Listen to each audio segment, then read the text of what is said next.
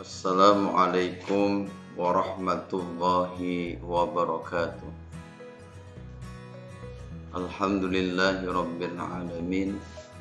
Wassalatu wassalamu ala asyrafil anbiya'i wal mursalin wa ala alihi wa sahbihi ajma'in, amma ba'du. Anak-anakku sekalian,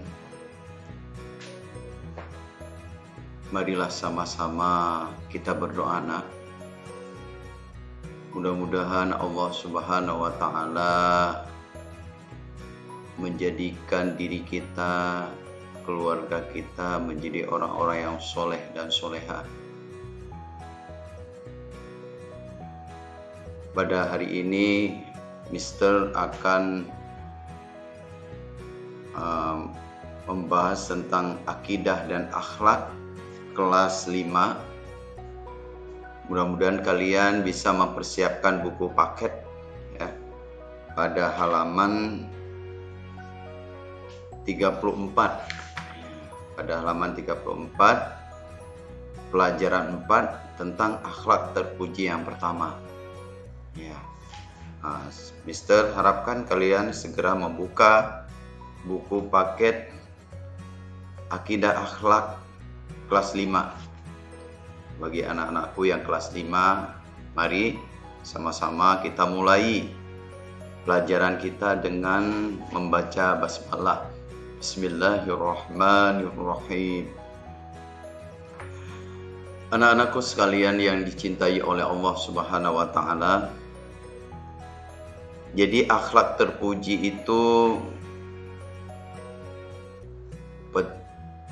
peta konsepnya adalah teguh pendirian, dermawan, optimis, qanaah, tawakal.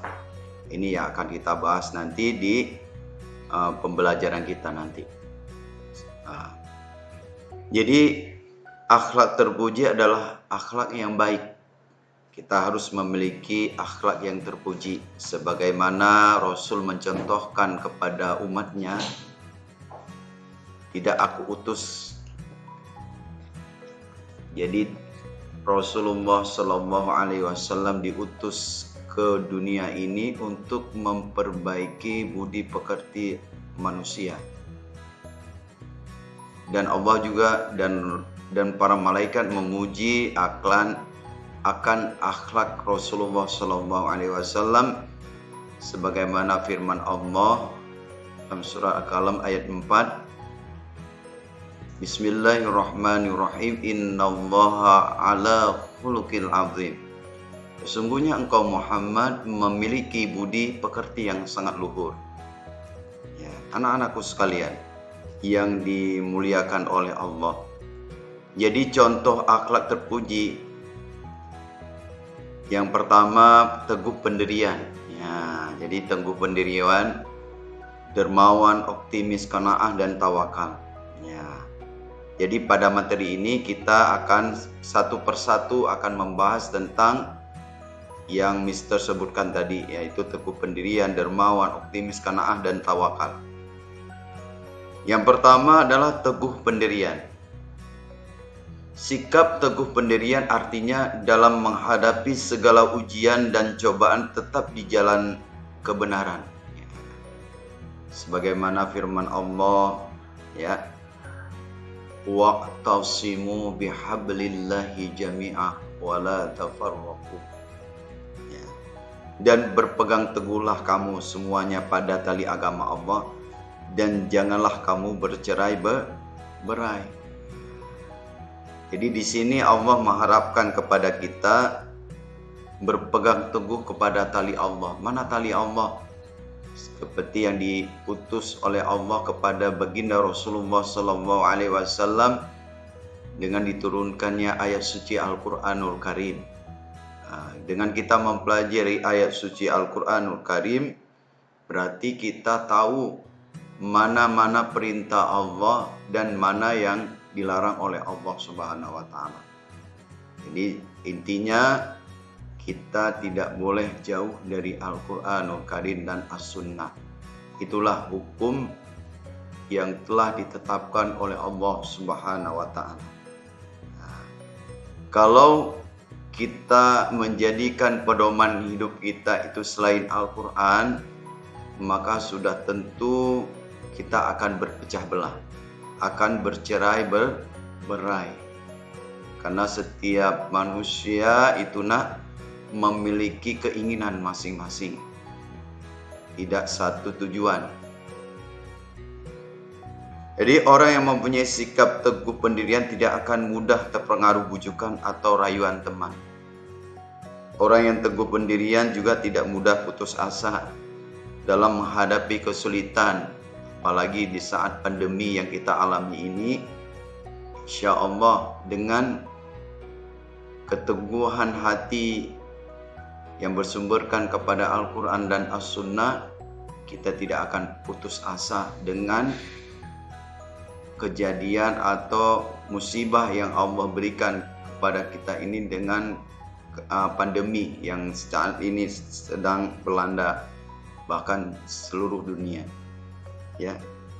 Jadi orang yang teguh pendirian juga akan selalu memberikan manfaat kepada orang tuanya, kepada gurunya, kepada teman-teman sejawat, kepada lingkungan sekitarnya. Tapi kalau kita tidak teguh pendirian, maka kita akan gampang dibawa oleh arus kesesatan atau arus yang tidak baik. Jadi keyakinan terhadap keesaan Allah patut dipertahankan sepenuh hati. Jadi apapun ujian atau cobaan yang Allah berikan, kita harus yakin akan keesaan Allah. Contoh dari sikap teguh pendirian pernah diperlihatkan oleh Bilal bin Rabah. Ketika Bilal bin Rabah adalah seorang muazin yang dulu adalah seorang budak yang dibeli oleh Abu Bakar As-Siddiq, yaitu sahabatnya Rasulullah SAW, dengan harga yang mahal. Kemudian Bilal bin Rabah berpegang teguh kepada agama Islam dan dia menjadi salah seorang sahabat Rasul yang menjadi seorang muazin, orang yang suka azan. Ya. Bilal bin Rabah ketika belum dimerdekakan oleh para sahabat, beliau disiksa, diseret di aspal, kemudian ditarik di gurun pasir, ditarik dengan kuda, kemudian ditindihkan batu di atas perutnya. Siksaannya sangatlah berat, tetapi tetap Bilal bin Rabah teguh pendirian bahwa tidak ada Tuhan yang patut disembah selain Allah. Mudah-mudahan kita bisa mengambil pendirian yang dimiliki oleh Bilal bin Rabah. Apapun ujian yang kita alami di zaman kita atau zaman nanti yang akan datang, tetap kita teguh pendirian kita. Jadi kita lanjutkan. Bilal bin Rabah ini adalah sahabat Rasulullah SAW. Ya, jadi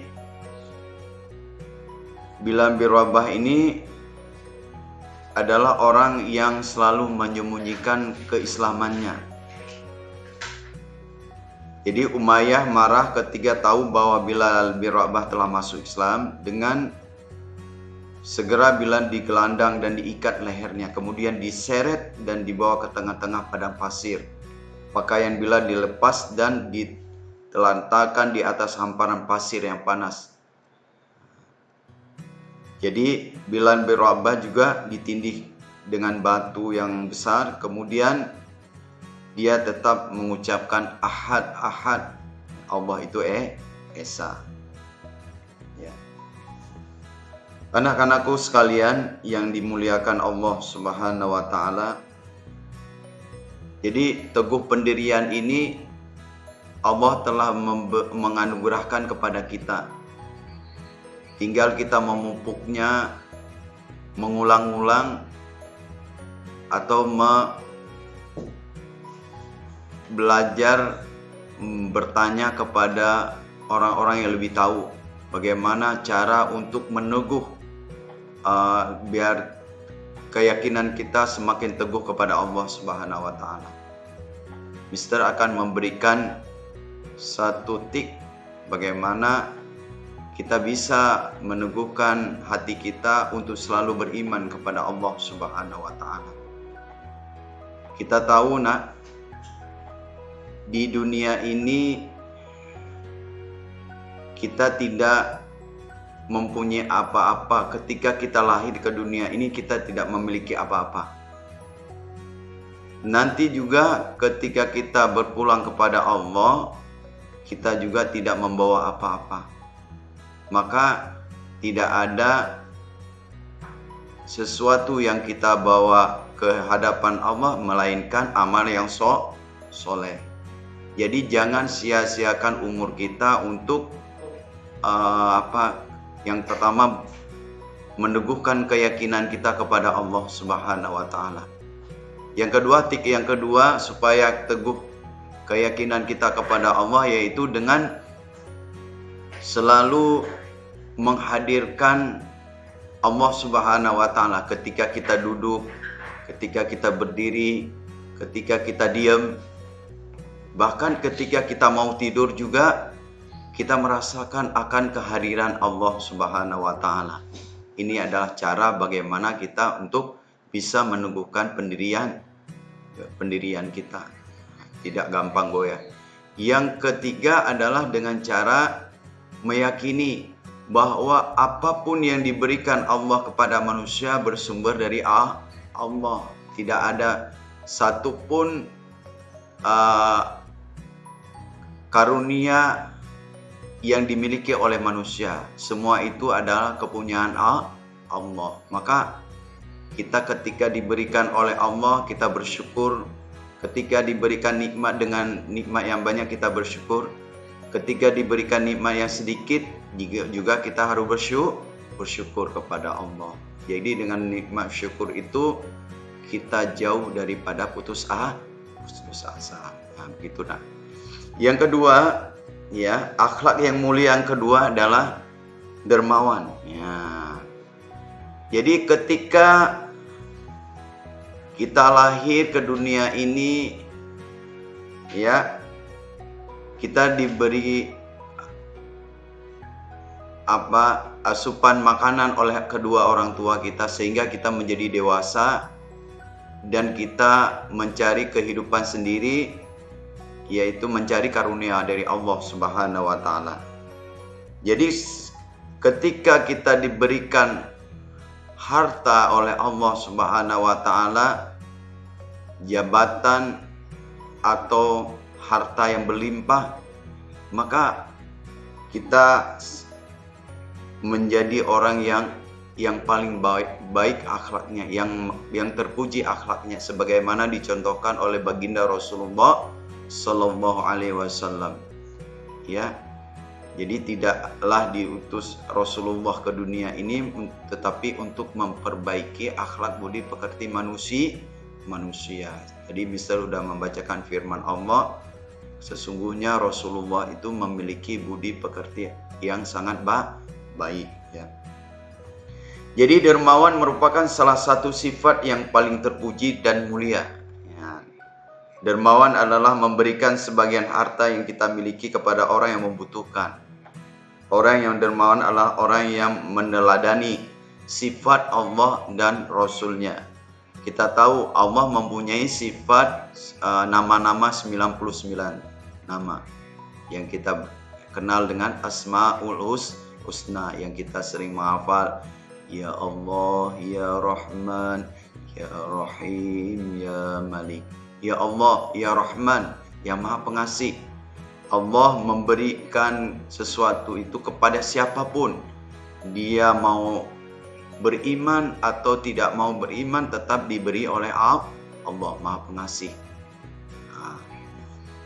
Jadi Rasulullah Sallallahu Alaihi Wasallam juga mencontohkan kepada umatnya bahwa Rasulullah itu sangat dermawan. Bahkan di dalam satu hadis dijelaskan ketika di dalam bulan puasa beliau bersedekah melebihi kecepatan angin. Jadi angin belum sampai tapi beliau sudah duluan bersedekah. Itulah kehebatan yang dimiliki oleh Rasulullah Shallallahu Alaihi Wasallam, karena beliau adalah suri toladan terbaik, ya. Jadi Rasulullah Shallallahu Alaihi Wasallam juga bersabda, sesungguhnya Allah itu adalah Zat yang Maha Penderma, karena itu Dia menyukai orang-orang yang suka berderma. Ya, jadi kalian ketika kalian melihat hal yang kecil saja, misalnya kalian di sekolah, ketika ada teman kamu yang tidak memiliki uang jajan, maka sisihkan sedikit uang jajan kalian kepada teman.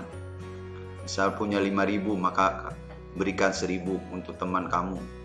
Nanti yang lain juga 1.000, jadi banyak, ya. Jadi jangan kita biarkan teman kita itu dia cuma merenung atau melihat kita makan di kantin. Itu sesuatu hal yang tidak terpuji. Maka kita ajak teman kita berikan sesuatu yang kita mampu, ya. Anak-anakku sekalian, Abu Bakar As-Siddiq ya adalah seorang hartawan yang ikhlas memberikan seluruh harta bendanya dalam mengembangkan dakwah Islam. Jadi Abu Bakar As-Siddiq ini sahabat Rasul yang pertama kali masuk Islam. Ya. Ia yang paling disayang oleh Rasulullah. Ketika orang lain mendustakan Rasulullah, tapi Abu Bakar dengan teguh pendirian menerima dakwahnya Rasulullah Shallallahu Alaihi Wasallam. Jadi kalau kalian melihat ada suatu kebenaran di hadapan kalian, maka jangan kalian takut atau gundah, tapi kalian harus teguh pendirian, harus menegakkan amal ma'ruf nahi mungkar, menegakkan kebenaran dan memberantas kemungkaran. Tidak boleh takut. Kita takutnya hanya kepada Allah Subhanahu wa taala, ya. Jadi sebelum memeluk Islam, Abu Bakar As-Siddiq ini sudah terkenal sebagai seorang bangsawan Arab yang kaya. Jadi menurut keterangan yang dijelaskan di dalam Sirah Nabawiyah, bahwa kekayaan Abu Bakar As-Siddiq ini jumlahnya sangat besar, bisa mengalahkan orang-orang yang terkaya sekarang ini, ya. Tapi beliau walaupun memiliki kekayaan yang sangat besar, tapi kecintaannya kepada Rasul melebihi kecintaannya kepada harta. Tidak melebihi cintanya kepada harta. Sangat mencintai Allah dan Rasul. Harta itu tidak menusuk ke dalam hatinya, ya. Jadi ia juga terkenal sebagai orang yang baik akhlaknya, ya. Apalagi ketika dia beriman kepada Rasulullah, dia itu lebih akhlaknya lebih baik lagi, lebih mulia akhlaknya. Jadi dalam perang Tabuk saja, Rasulullah meminta kepada umatnya agar mengorbankan harta mereka di jalan Allah. Abu Bakar sendiri datang membawa seluruh harta bendanya. Dia tidak tanggung-tanggung membawa seluruh hartanya untuk berdakwah di jalan Allah. Melihat banyaknya harta yang dibawa oleh Abu Bakar As-Siddiq, Rasulullah terkejut lalu bertanya, "Wahai sahabatku yang budiman, kalau sudah seluruh hartamu kamu korbankan, apakah lagi yang akan kamu tinggalkan untuk anak-anak dan istrimu?" Abu Bakar As-Siddiq menjawab dengan tenang sambil tersenyum, "Saya tinggalkan Allah dan Rasulnya." Saking dia ikhlas untuk mengorbankan hartanya di jalan Allah. Tapi Rasulullah juga mempunyai akhlak yang mulia, yaitu dengan mengatakan kepada Abu Bakar As-Siddiq, "Wahai Abu Bakar As-Siddiq, jangan kamu tinggalkan keturunanmu dalam keadaan miskin. Yang pertama, miskin keyakinannya, miskin ekonominya, miskin agamanya. Karena orang miskin itu sangat gampang untuk kufur kepada Allah, ingkar kepada Allah. Maka Abu Bakar paham bahwa semua hartanya itu juga harus dipergunakan untuk keluarganya. Ya, jadi yang diambil oleh Rasulullah SAW dari jumlah harta yang banyak dari Abu Bakar, maka yang diambil oleh Rasulullah hanya sepertiga dari hartanya Abu Bakar As-Siddiq. Karena Rasulullah mempunyai masa depan yang sangat hebat, yaitu mengatakan kepada Umar, jangan kamu tinggalkan keturunanmu dalam keadaan miskin. Kita bisa melihat, nak, bagaimana orang yang tidak mempunyai harta sedikit pun, jangankan untuk belajar, untuk makan saja sulit, sangat sulit. Nah, kita bersyukur kepada Allah. Orang tua kita diberi harta oleh Allah Subhanahu wa Ta'ala, tapi kita menyia-nyiakan ya sesuatu yang telah diberi oleh Allah. Jadi melalui tangan kedua orang tua kita diberikan kecukupan, tetapi kita berleha-leha. Coba kita lihat sedikit di jalanan, mereka yang orang tuanya tidak memiliki banyak harta, mereka sulit untuk mendapatkan pendidikan yang baik, mendapatkan sesuatu yang dia inginkan di dunia ini. Tapi kalau kalian sudah diberikan harta oleh Allah melalui orang tua, tetapi kalian tidak sungguh-sungguh dalam belajar, ini adalah sesuatu akhlak yang tidak terpuji. Karena Allah menyuruh memberi karunia-Nya, hartanya kepada orang tua kalian supaya kalian selalu belajar dengan sungguh-sungguh. Karena dalam hadis dijelaskan, man arada dunya fa alaihi bil ilmi wa man arada akhirah fa alaihi bil ilmi wa man arada huma fa alaihi bil ilmi. Kalau ingin bahagia, nak, di dunia ini, punya ilmu. Kalau ingin bahagia di akhirat juga harus punya ilmu. Kalau ingin bahagia di dunia juga, di akhirat juga harus ada ilmu. Maka ilmu adalah barometer bagi kita untuk bisa mendapatkan kebahagiaan kedua-duanya. Jangan sia-siakan waktu ini, karena waktu yang kalian dapat ini tidak akan terulang kedua kalinya. Mister juga banyak renungan di masa Mister dulu, banyak menyia-nyiakan waktu, padahal Allah sudah memberi kesempatan kepada Mister dengan diberikan harta kepada orang tua, tapi Mister tidak sungguh-sungguh untuk belajar. Ini adalah satu renungan bagi Mister. Kalian juga harus mengambil sesuatu yang ada pada Mister, yaitu tidak lagi berleha-leha, tidak lagi bermain-main untuk mencari ilmu. Ya. Semangat, selalu kita ucapkan takbir, Allah Akbar. Yang ketiga adalah optimis. Yang akhlak yang terpuji yang ketiga adalah optimis. Jadi optimis adalah sikap orang yang selalu berpengharapan baik dalam menghadapi segala hal. Nah, kalau orang optimis itu pasti akan berhasil, ya. Jadi dia berpengharapan baik kepada Allah. Dia tidak mau harapan itu jelek terhadap dirinya. Kalau orang yang udah optimis, walaupun gagal, itu adalah sesuatu yang tertunda, tapi tetap melakukan hal-hal itu berulang-ulang, tidak cuma sekali, tetapi berulang-ulang kali.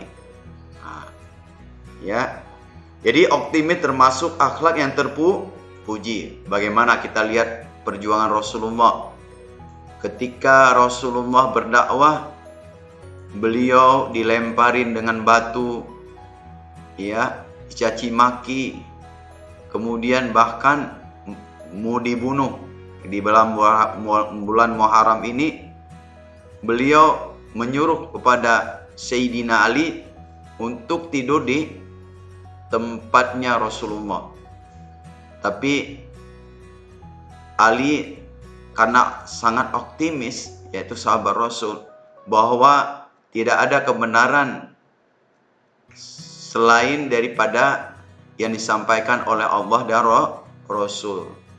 Jadi tidak akan terjadi apa-apa menurut keyakinan yang dimiliki oleh Sayyidina Ali. Begitu juga kita. Jadi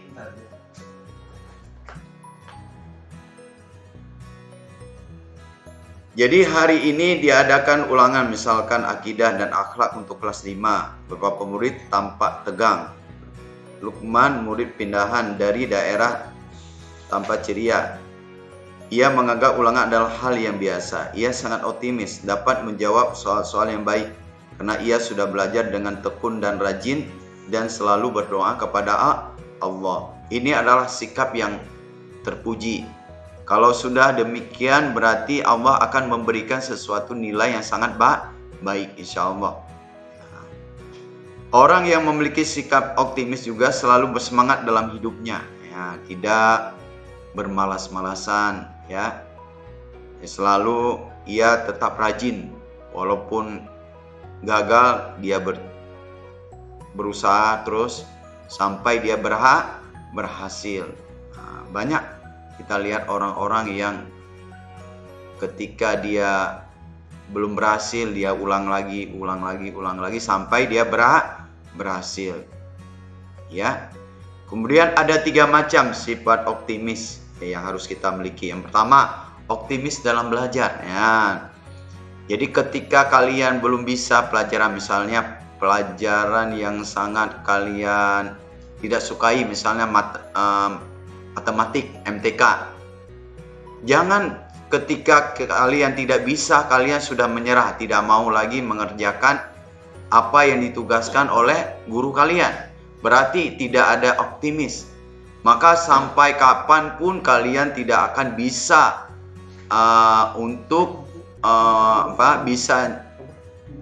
pelajaran MTK itu.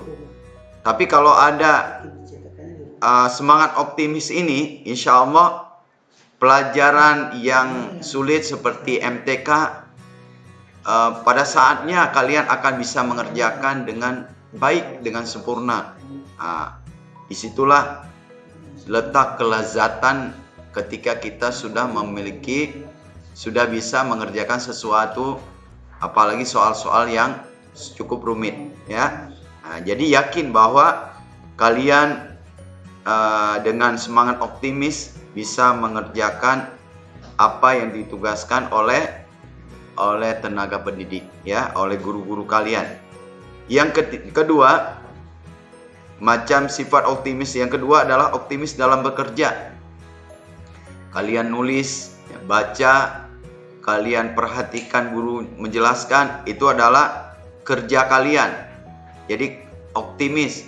Kalau kalian cuek, tidak mau memperhatikan gurunya, tidur-tiduran, maka jangan berharap kalian akan dapat menerima ilmu yang diberikan oleh guru kalian. Kalian dengan rasa sungguh-sungguh, dengan sikap sungguh-sungguh, dengan optimis yang besar, semangat yang besar, dan dengan doa yang selalu kita panjatkan kepada Allah, insya Allah yang susah menjadi mudah, ya. Yang ketiga adalah 3 macam sifat optimis. Yang ketiga adalah optimis dalam beribadah, ya. Jadi jangan lupa kita adalah makhluk yang berubah-ubah, dari bayi menjadi anak-anak, menjadi remaja, dewasa, dan menjadi orang tua, ya. Jadi kalau nanti kita cuma optimis dalam bekerja tapi tidak mau beribadah kepada Allah, di saat kita dipanggil oleh Allah, maka tidak ada sesuatu pun yang kita bawa bekal di hadapan Allah. Dan di sana, kehidupan di sana bukan kehidupan yang sementara, tapi kekal abadi. Kalau kita dapat kebahagiaan, ya alhamdulillah, kebahagiaan itu selama-lamanya. Tapi kalau mendapatkan kesusahan yang selama-lamanya pula, naudzubillah. Mister berharap juga menjadi nasihat bagi Mister supaya Mister optimis dalam beribadah kepada Allah, ya. Optimis, ya. Misalkan ibadah itu ada yang mahdhoh dan ghairu mahdhoh. Mana yang mahdhoh? Contoh ibadah yang sudah ditetapkan oleh Allah tentang sholat, zakat, puasa, haji, ya. Nah, itu adalah ibadah yang telah ditetapkan oleh Allah. Ghairu mahdhoh mana? Contohnya lagi duduk kita berzikir kepada Allah, kemudian menunjukkan akhlak yang terpuji, itu adalah ibadah yang ghairu mahdhoh, ya. Bersantun dengan orang tua, santun dengan guru, santun dengan lingkungan sekitar kita, itu adalah ibadah yang ghairul mahdhoh, ya. Dampak positif kalau kita melakukan ibadah adalah merasa tenang, ya, dan dalam melaksanakan sesuatu. Coba kalau orang nggak pernah ibadah, gersak-gerusuk kayak maling yang lagi dilihatin oleh polisi. Jangan-jangan saya ini yang dilihat.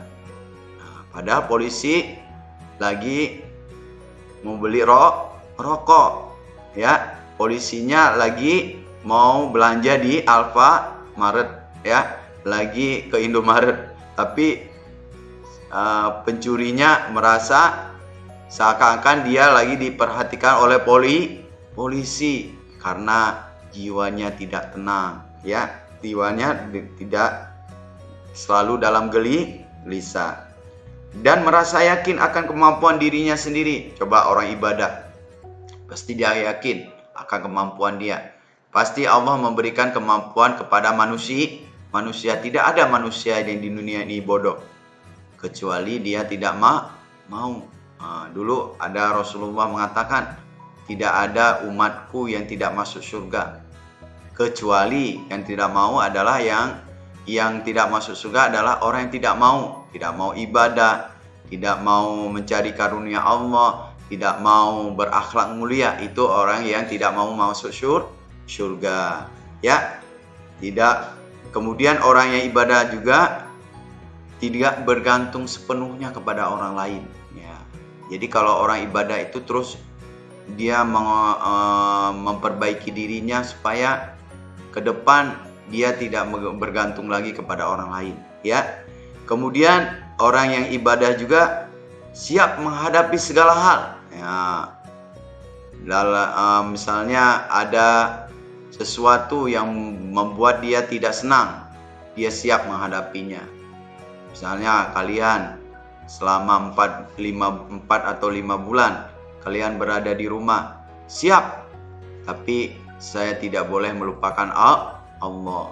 Ya, itu yang benar. Jangan di rumah kalian lalai dengan sesuatu yang tidak berguna seperti main game, nonton sinetron, selalu tidak mau belajar. Itu adalah sesuatu yang tidak bermanfaat. Boleh main tapi jangan berlebihan, ya. Dan orang yang beribadah juga pasti nanti dia akan mendapatkan hasil yang baik. Kalaupun gagal, dia sabar dan tidak mudah berputus asa. Kita lihat kadang anak-anakku, kadang-kadang ada remaja yang karena dia tidak keyakinannya tidak sepenuhnya kepada Allah, ketika dia gagal, dia gantung diri. Itu adalah perbuatan yang sangat buruk atau sikap yang sangat jelek, ya. Jangan kalian putus asa dengan rahmat Allah. Yang selanjutnya adalah sikap yang terpuji qanaah. Jadi sebesar apapun yang Allah berikan, tetap kita harus menerima apa adanya. Baik dari orang tua kita, baik dari teman ataupun dari Allah Subhanahu wa Ta'ala. Ya, orang yang bersifat qanaah akan menerima apapun yang diberikan oleh Allah.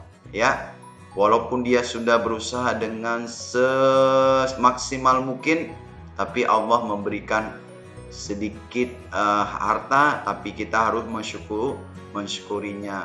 Mensyukuri dengan lapang dada, tidak boleh genumel, tidak boleh tidak boleh menolak apa yang diberikan oleh Allah, ya. Karena Allah sudah tahu, kalau Allah memberikan sesuatu itu sudah tahu bahwa si fulan itu akan menerima apa yang Allah berikan. Nah, ya, sudah tahu semuanya, ya. Kemudian kita lihat contohnya banyak. Contoh dari yang baik juga ada, contoh yang buruk juga ada. Contoh yang baik mana? Misalnya seperti Nabiullah Ibrahim. Nabiullah Ibrahim beri harta yang sangat banyak.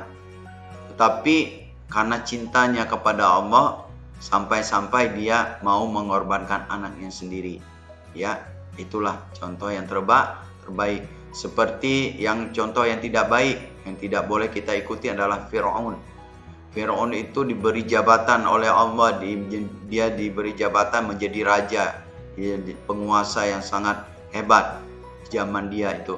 Tapi dia karena tidak bersyukur, maka dia ditenggelamkan di dalam laut merah. Kalian kan pernah melihat bagaimana kisah Nabi Musa alaihissalam ketika Nabi Musa menyeberang laut. Kemudian Fir'aun mengikuti perjalanan Nabi Musa. Pas di tengah laut, maka laut itu menyatu kembali dan Fir'aunnya mati di dalam laut. Dan jasadnya sekarang masih dimumikan di Mesir. Itu adalah contoh yang buruk, supaya kita bisa mengambil pelajaran yang dari nasihat yang orang-orang yang selalu durhaka kepada Allah. Jangan kita ikuti langkah-langkah Fir'aun, karena Fir'aun itu sudah celaka di dunia, celaka di akhirat. Nah, kemudian orang yang mempunyai sifat qanaah itu, ya, selalu tetap giat berusaha dan belajar, ya, bekerja, belajar terus, menerima apa adanya dari hasil yang dia belajar, ya. Kemudian sabar dalam mengalami kegagalan, tidak mau putus asa, dia mencoba lagi. Nah, dan tidak mementingkan sesuatu yang bersifat materi, ya, artinya harta benda, tidak. Kemudian orang itu tidak rakus, tidak iri hati, dengki, ya, malas, dan tidak mau menjadi hamba yang durhaka kepada Allah Subhanahu wa Ta'ala.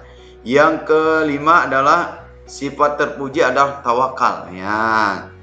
Jadi tawakal ini adalah menyerahkan segala sesuatu kepada Allah. Kita sudah belajar dengan sungguh-sungguh, sudah bekerja dengan sungguh-sungguh, sudah berakhlak mulia dengan sungguh-sungguh, tetapi belum berhasil juga.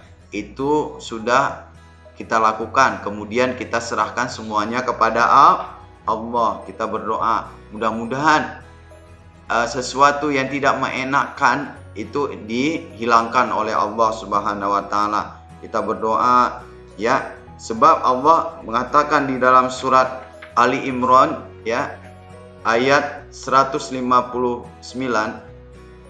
A'udzubillahi minasyaitonirrajim. Fa idza azamta fatawakkal 'alallah, innallaha yuhibbul mutawakkilin. Kemudian apabila engkau telah berbulat tekad, maka bertawakallah kepada Allah. Artinya sudah berusaha dengan sungguh-sungguh, maka serahkan semua itu kepada Allah, karena Allah mencintai orang-orang yang menyerahkan diri kepadanya, ya.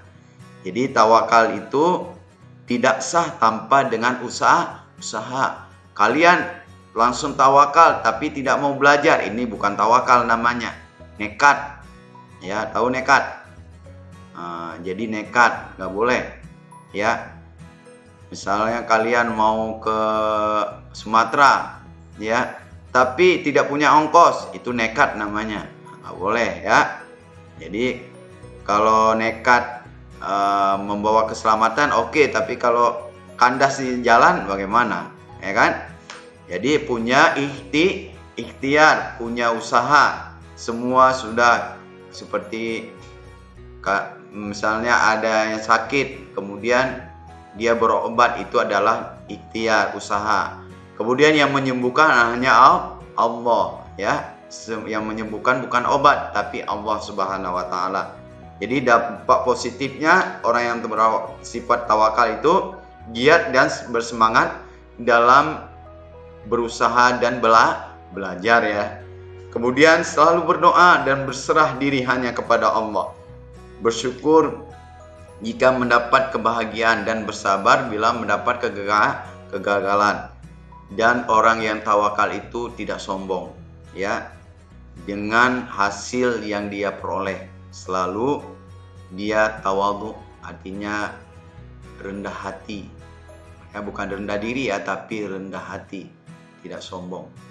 Kemudian orang yang selalu tawakal, hatinya tenang, tidak gelisah, seperti Mister jelaskan tadi, tidak gersak-gerusuk seperti maling yang dilihatin oleh polisi, ya.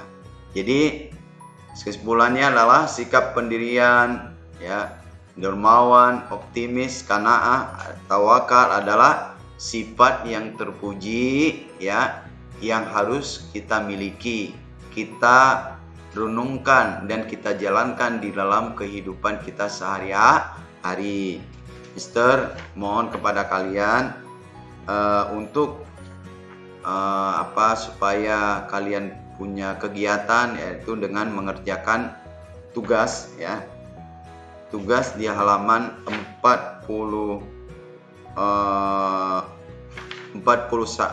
sampai dengan 44. Ya, kalau kalian sudah merasa lelah, ya berhenti dulu, nanti dikerjakan lagi secara pelan-pelan, secara bertahap-tahap, ya. Nah, kalau waktunya sholat dulu, ya dikerjakan dengan secara bertahap-tahap, ya. Kalau ada omongan Mister yang kurang menyenangkan, Mister mohon maaf, ya, karena lidah ini tidak bisa dijaga karena susah menjaganya. Dan Mister mohon juga kepada Allah supaya apa yang Mister sampaikan menjadi amal ibadah untuk Mister nanti di yaumil kiamah. Mister berharap gitu. Mister minta doa kepada kalian, mudah-mudahan apa yang Mister sampaikan tadi menjadi amal ibadah buat Mister nanti di alam kubur. Amin ya rabbal alamin. Kurang lebih mohon Mister minta maaf. Usikum wa nafsi bitaqallah. Wassalamualaikum warahmatullahi wabarakatuh.